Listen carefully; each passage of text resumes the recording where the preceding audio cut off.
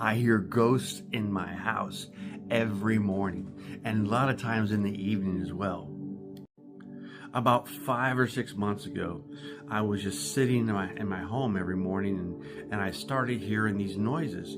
Now, I have a metal roof on our home, and the metal roof, I thought, that's what it was. It was like the cooling and heating of the room, the cooling and heating of the ceiling and the roof. And I thought, well, that's what it is. It was cool. But there were so many.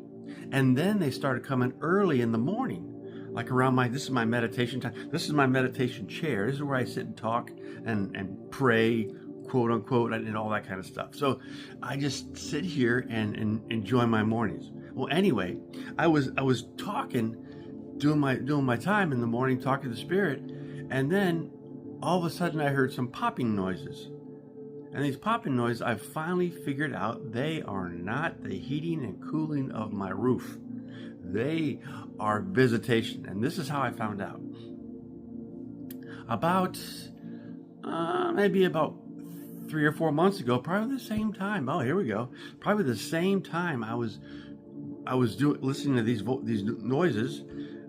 We actually, Joanne and I, my wife and I, visited a medium. And we visited this medium, and she had been a medium for a lot of years.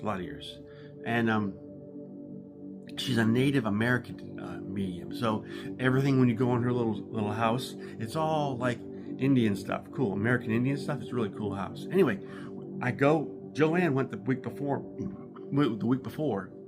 and I just felt led really to follow in that my wife's footsteps, you might say, and do this. So we I went in there. I wasn't skeptical, but I was very standoffish, I guess, maybe a little skepticism, and I sat down, and she started asking me these weird questions, and they weren't digging questions.